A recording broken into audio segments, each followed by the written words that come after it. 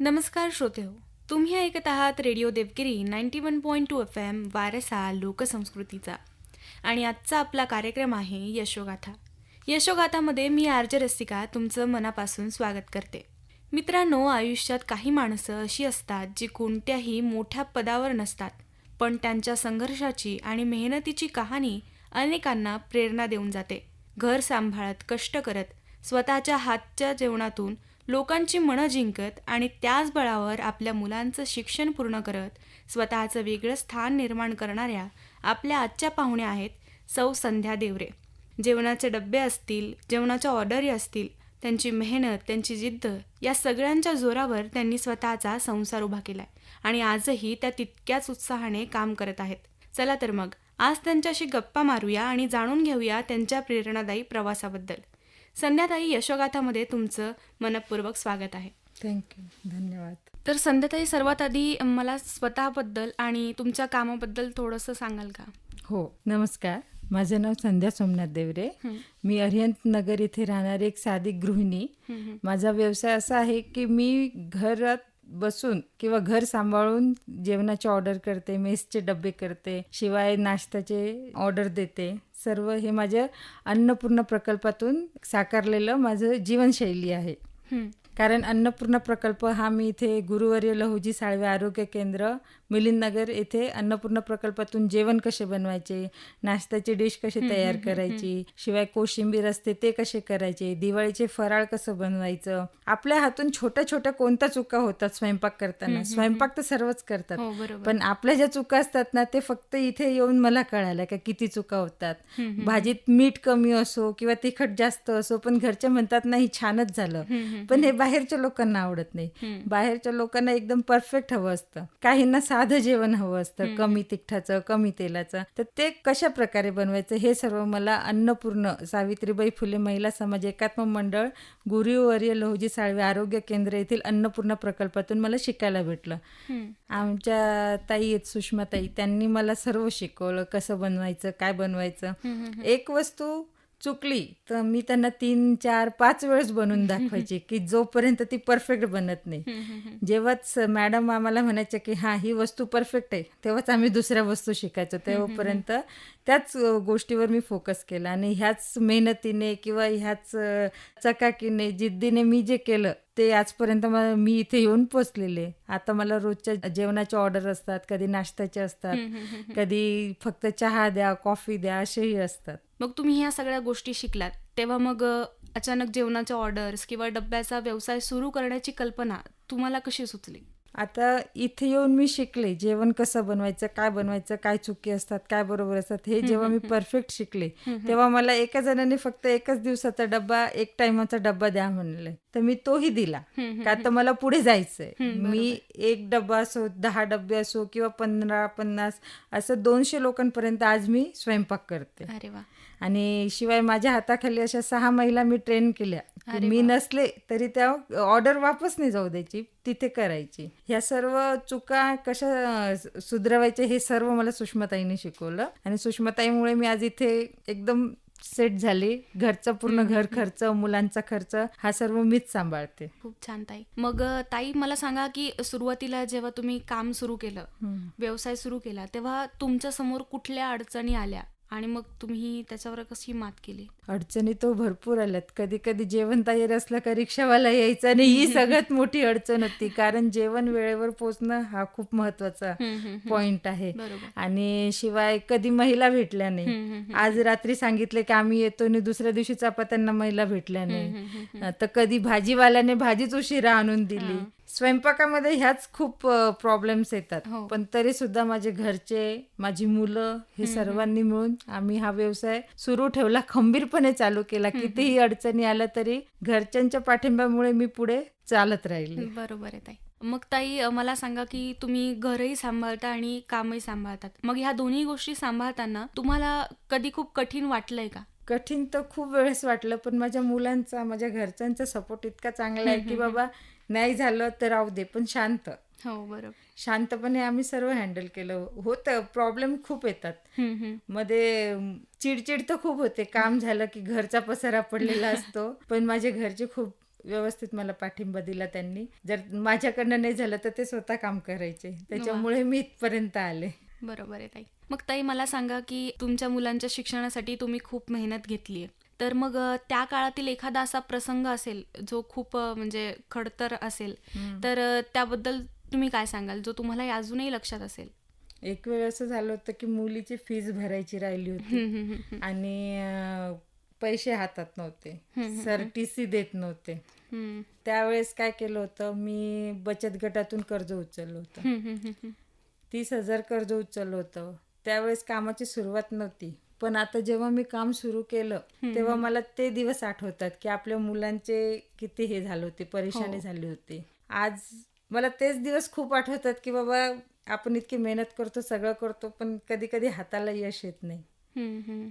आणि आज मला असं सांगायला आवडेल की अन्नपूर्णा प्रकल्प जो आहे, या प्रकल्पामुळे इथे येऊन मी जे काम केलं, अन्नपूर्णाचं जेवण बनवणे शिकले, याच्यामुळे मला स्वतःमध्ये आत्मविश्वास आला.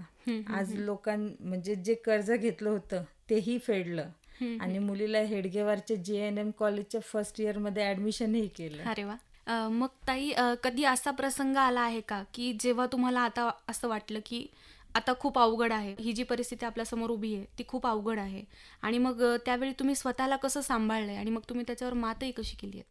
असं वाटल्यावर फक्त मी डोकं शांत ठेवून देवाचं नामस्मरण करते. जी परिस्थिती आहे त्याला तोंड तर द्यावंच लागतं. हो बरोबर. फक्त सामोरे शांतपणे जायचं. कोणाची मदत लागली तर मी आपल्या सविताताईंना फोन करते, त्यांच्याकडनं मदत घेते. सुषमाताई असतील त्यांच्याकडनं घेते. बोलल्याने प्रश्न सुटतात. हो.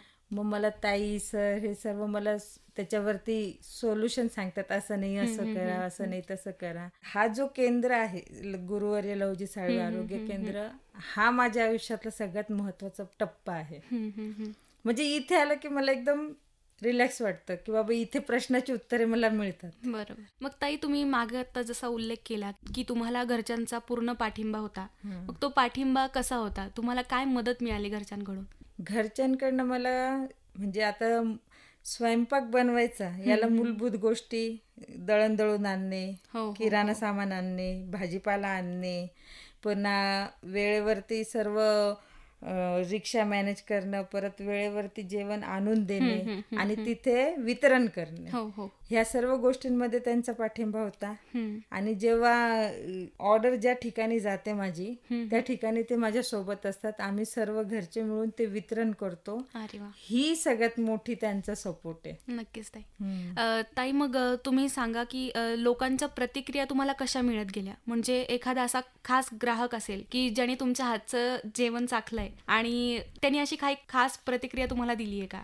म्हणजे आजपर्यंत मी जेवढेही जेवणाचे ऑर्डर केले त्यात सर्वांनी मला सांगितलं तुमचं जेवण उत्तम असतं. आता आपल्या ह्या केंद्रामध्ये अन्नपूर्णा प्रकल्पामध्ये जेवण कसं बनवायचं, त्यात सोडा वापरायचा नाही, अजिनोमोटो वापरायचा नाही, पुन्हा आपण गव्हाचा आटा जो वापरतो तो आटा वापरायचा नाही, ते आपण फक्त गव्हाचं कणिकच हे करतो. त्याच्यामुळे काय होतं, जे लोक जेवण करतात त्यांना ऍसिडिटीचा प्रॉब्लेम होत नाही, त्यांचं पोट फुगत नाही.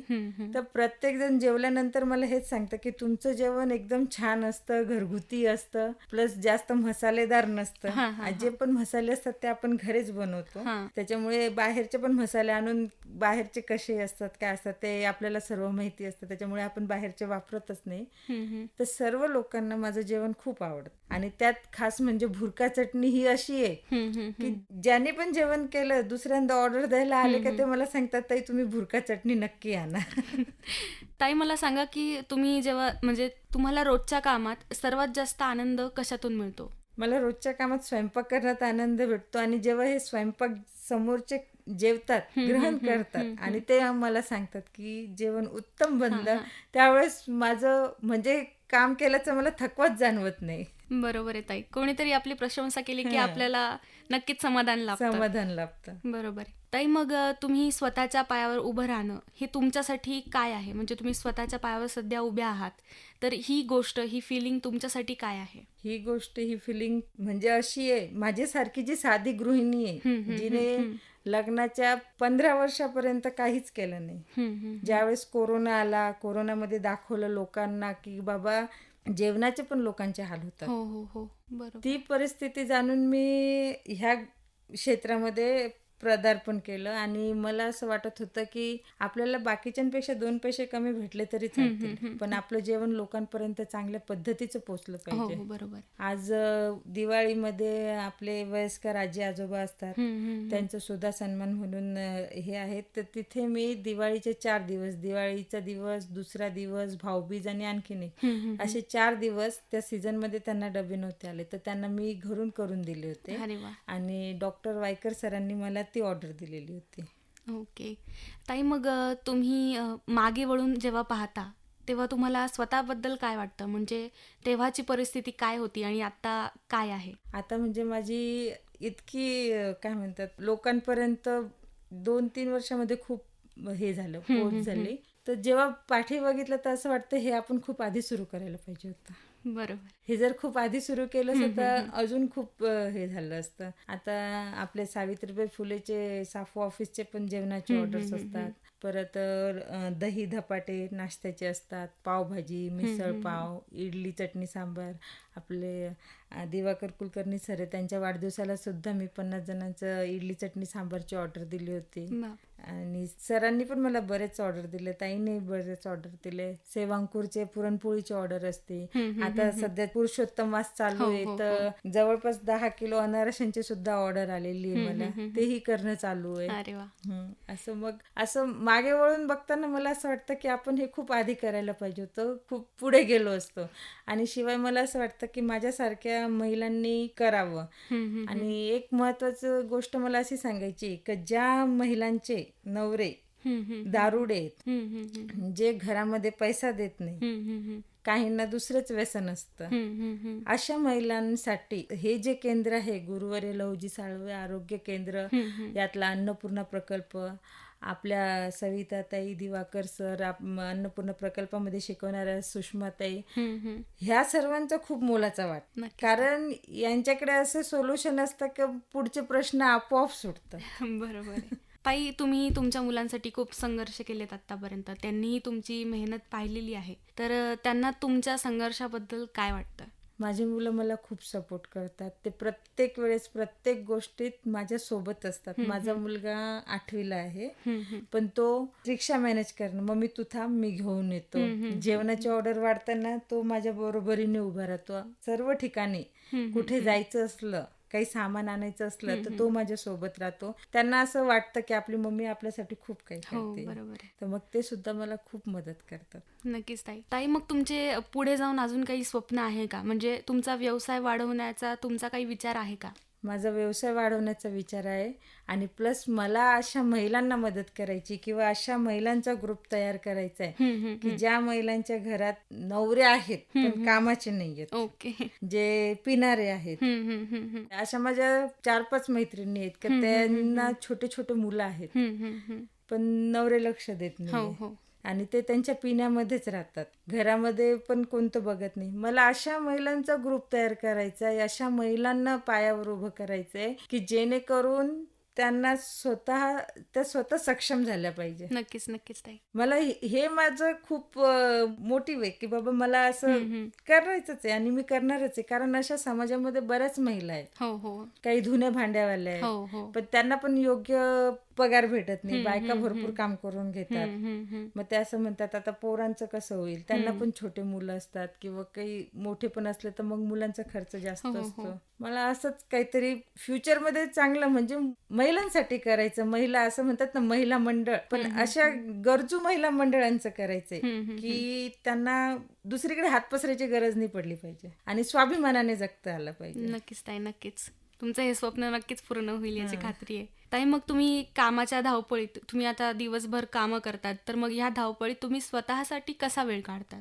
वेळ तर भेटत नाही, पण कमीत कमी अर्धा तास मी माझ्यासाठी काढते. वेळ तर काढायलाच पाहिजे. वेळ तर काढायलाच पाहिजे. त्यावेळेस फक्त मी शांत निवांत अशी बसून राहते, काहीच नाही, मोबाईल नाही, टीव्ही नाही, फक्त विचार करायचे आणि शांत बसून राहायचं. हे मला फक्त खूप काम झालं ना की मग तेवढं शांत बसलं की खूप छान वाटतं. बरोबर आहे. दिवसभराचा जो थकवा असेल, जो काम केलेला असेल, तो शांतपणे बसून सुद्धा आपण समाधानी राहू शकतो तेवढ्या वेळात.